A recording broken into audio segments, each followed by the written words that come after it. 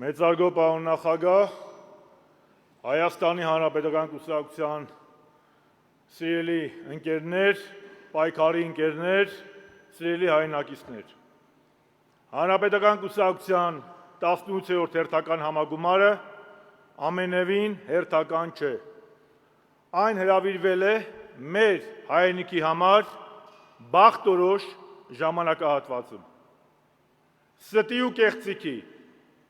պատերազմի ու պարտության սիմվոլը, ուրանալով ազգային արժեքները, պատերազմի հայտարարել հայոց երրորդ հանրապետությանը։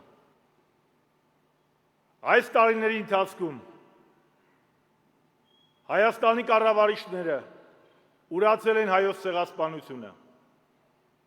մարտահրավեր են նետել հայ առաքելակազմի եկեղեցուն, Արցախը ճանաչել են Ադրբեջանի մաս, մատը մատին չեն տվել Արցախի հայաթափման ժամանակ, իսկ այսօր էլ իրականացնում են Հայաստանի խաղաղ ադրբեջանացման գործընթացը։ Առավոտից երեկո իրար հերթ չտալով խոսում են խաղաղության դարաշրջանի մասին։ Չկա խաղաղության դարաշրջան, չկա խաղաղության օրակարգ։ Մուրացկանին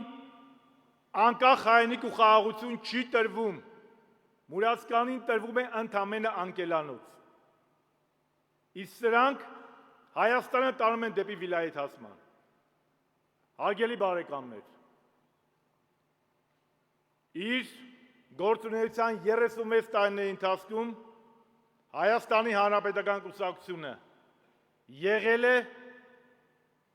հայոց ազգի և հայոց հայրենիքի հավիտենականության գաղափարի ջատագովը։ Մեր համար ազգային ու անկախ պետականությունը եղել է նպատակ, և բոլոր թերություններով հանդերձ, բոլոր սխալներով հանդերձ, հանրապետականը մնում է այդ գաղափարի ջատագովը։ Հանրապետականը մշտապես իր եսը ստորադասել է համազգային մենքից։ Հանուն համապետական ու ազգային նպատակների մենք կարողացել ենք ու գիտակցել ենք մեր եսը տանել հետին պլան։ Չնայած շատ լավ գիտակցել ենք, որ հանրապետականը ունի արժանի թիմ և կարող կառույցներ։ Հարգելի բարեկամներ, այո, լինելու է հանրաքվե։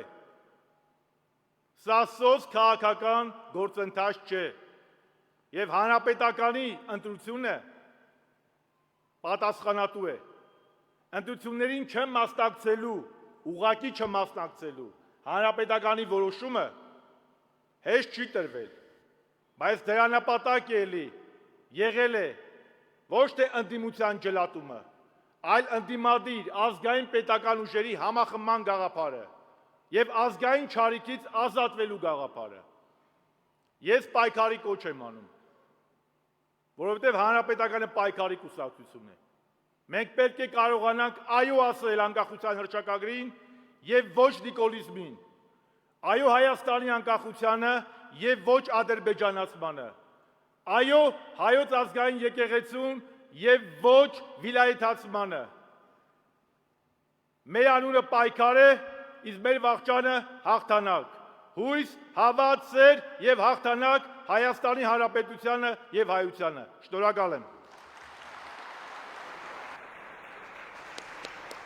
Ելույթի համար խոսքը տրվում է երիտասարդական կազմակերպության պատվիրակ Անի Խոսրոֆյանին։ Խնդրում եմ նախապատրաստվի Արտակ Զաքարյանը։